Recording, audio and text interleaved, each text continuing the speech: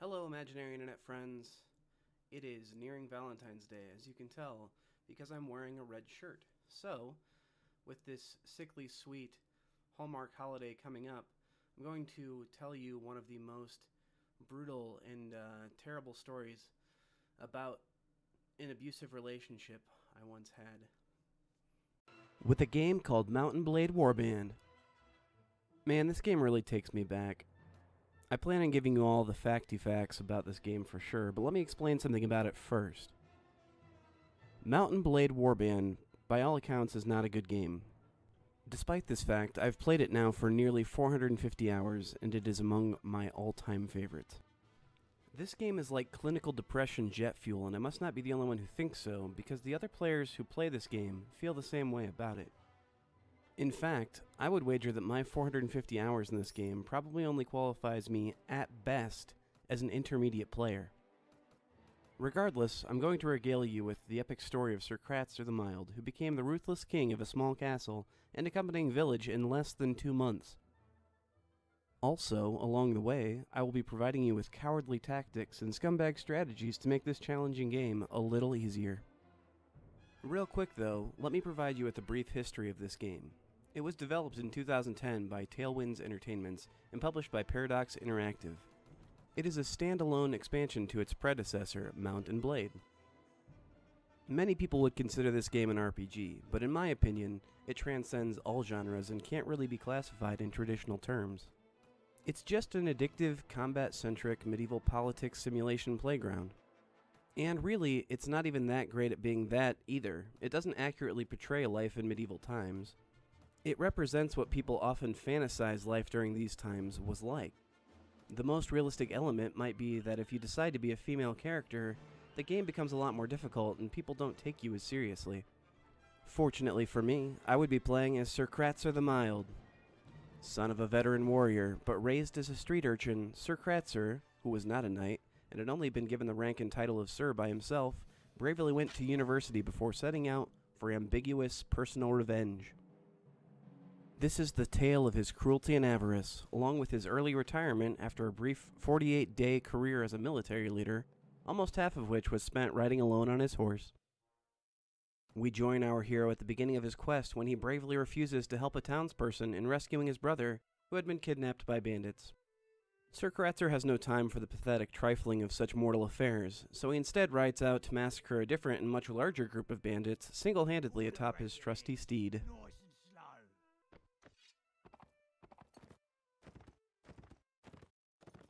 Cowardly tactic.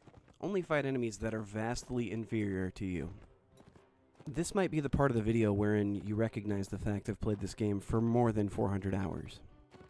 I would maintain that taking down a group of bandits this size is not necessarily difficult, but don't be intimidated by my skill if at first you attempt to brutalize 14 bandits and fail. Scumbag Strategy. The enemy is very dumb. Use this to your advantage while circling around them and killing them one at a time. I think this is probably as good a time as any to address some of the elephants in the room about this game. I might love it to pieces, but I'm not blinded by its greatness so much that I can't remember my first impressions of it. For starters, this thing looks like a hot pile of garbage. This game came out in 2010. That's 3 years after the original Crisis, so graphics had definitely been invented at this point.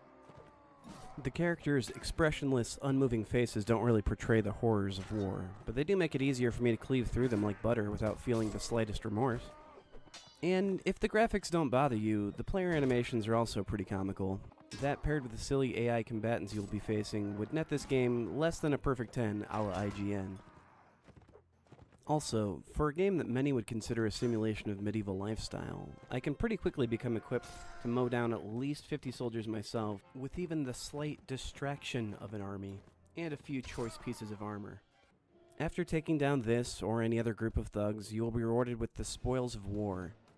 Take as much of it as you can and carry it off to the nearest castle, where you can turn it into some quick dinars. Of course, if you find a nice shirt that you like, feel free to equip it. To play this game like a truly pro coward, repeat this beginning step as many times as necessary until you can start building your own army. You do this by recruiting volunteers to any of the small villages. My favorite soldiers are the Nords because at higher levels, they seem to be the best for sieging and defending cities and castles. At this point, you should be headed back and forth between Ruvar and Rivisheg, searching for sea raiders, which are more difficult than bandits, but also leave much better loot, which sometimes includes a great helmet or some pretty decent chainmail. We're talking about the kind of personal spoils here that are worth the premature death of at least 30 good men. You should carry on in this fashion until you feel tough enough to start bullying some of the villages. Cowardly tactic. Make sure to only bully the villages of the weaker factions, and only do it while they're at war. I usually pick the Vaegirs. The tan guys. They seem to be constantly at war with either the Nords or the Khergit Khanate, so they probably won't be able to give you that much attention as you ransack their villages and burn them to the ground. If you feel bad about doing this, think about it this way. These people did absolutely nothing wrong, and by doing this, you are a terrible person. But hey, now you're rich. Continually doing this will provoke a response from the faction you are bullying, and you will soon see yourself fighting the lords of different factions. Scumbag Strategy. Whenever you have the option to take someone prisoner, do it. It's a great way to make money.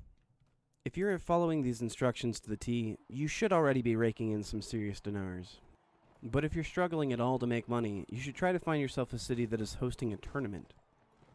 Using your godlike ability to save the game before any encounter that could affect you adversely, you should have no trouble entering and re-entering the tournament as many times as you need to win.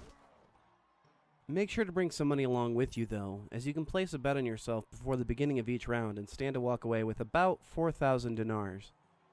You might have to repeat the tournament a couple of times for any of a number of circumstances. Sometimes you aren't paired with the greatest partners in the world. Other times you're given little more than a wooden spoon with which to defend yourself.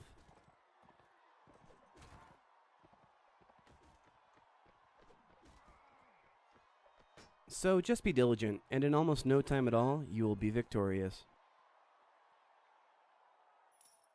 As an added bonus, feel free to attend any feasts taking place at the same time and pitch some woo at any virtual ladies present. The party I crashed was almost a complete sausage feast.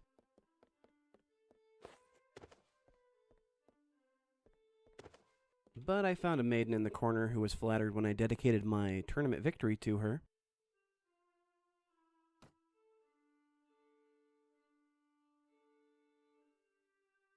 Then she got a little creeped out by my less than epic pickup line.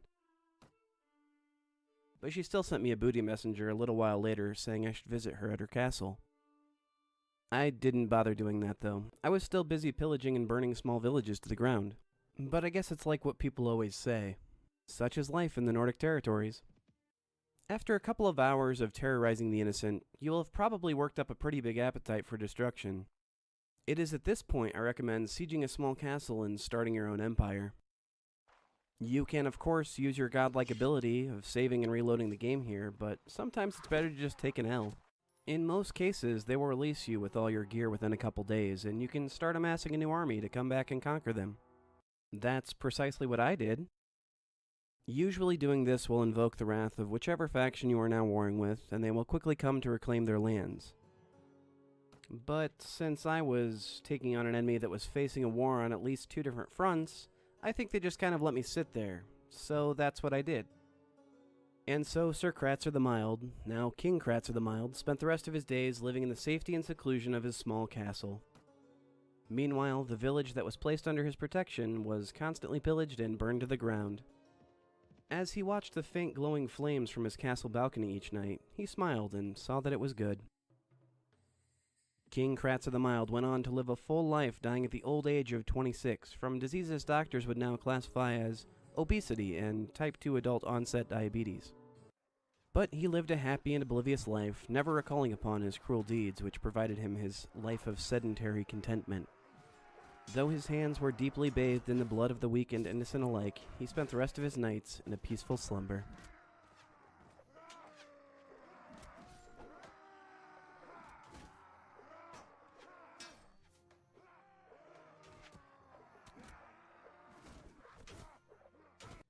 And wow, what a dramatic conclusion to today's story time. Thanks for joining me and letting me share one of my favorite games with you, and kind of a slimeball strategy for getting through it as quickly as possible. Hey, if you're watching this on or around Valentine's Day, hopefully you have someone special around and get to spend some time with them today. And if you don't, I guess I'm that person for you, and we're in the same boat. So, yeah, thanks for joining me, and I hope to see you around next time. If you like what I'm doing, make sure to like this video and subscribe. And then leave, or like watch a different one, or whatever.